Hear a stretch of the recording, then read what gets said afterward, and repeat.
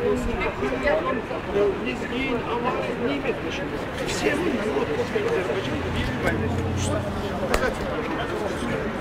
Где-то 9 миллионов населения Азербайджана. Всего 3 миллиона пошло.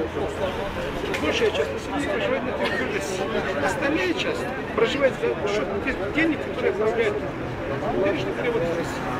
Вот в этой общей сумме народа, да, конечно, коренные народы Азербайджана, калаши, лезгины, аварцы, другие, вдвойне подвергаются ассимиляции, репрессиям, целенаправленному уничтожению. Потому что вот эта власть проводит эту политику, и весь мир уже восстает в буквальном смысле слова этой политики, этому режиму. В этих условиях, конечно, каждый уважающий себя человек, гражданин, мусульманин. Вот посмотрите, сколько раз здесь правоверных мусульман собрались. Буквально вчера в Бакинской тюрьме убили, можно сказать, руководителя исламской партии Азербайджана Эльдар. Представляете, Эльдар Вагиб Абдуллаев. Просто представляете, в тюремной больнице выявили, что у него рак в крови. Несмотря на это, его не отпустили. Замучили его. Поэтому вот весь мусульманский мир Азербайджана, независимо от того, получше он, какая разница, все мусульмане выступают против этой власти. Все вот здесь кричат, народ, что нельзя так жить дальше. Азербайджанский народ должен подняться и свернуть. Надо просто убрать. Поэтому вот мы считаем, что наши братья, как отдельные индивидуумы в Иране, как отдельные мусульмане, так и вся власть будет высказаться в защиту Гилала Мамедова. Надеемся. А вот спасибо большое. Даже говорили, передача всегда же.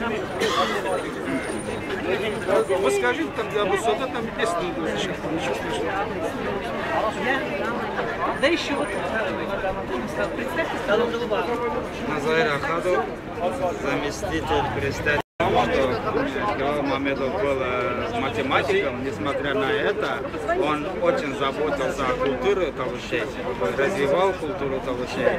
И талышский народ очень беспокоится за его жизнь, потому что не каждый талыш думает о своей культуре. Если человек заботится о культуре, если о талышской культуре где-то говорит, властям это не нравится. Вы хорошо знаете, что народу нужен хлеб и зрелище.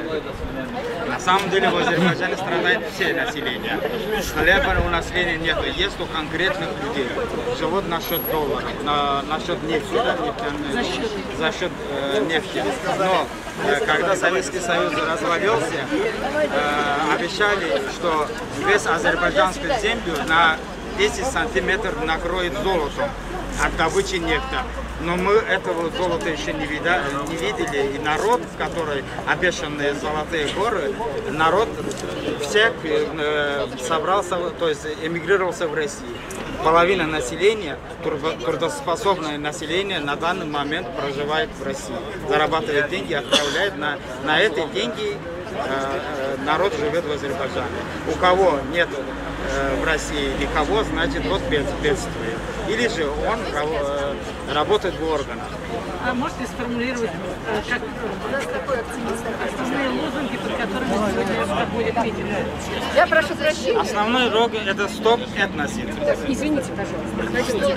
Хотите отсюда, чтобы у нас не было никаких нам претензий.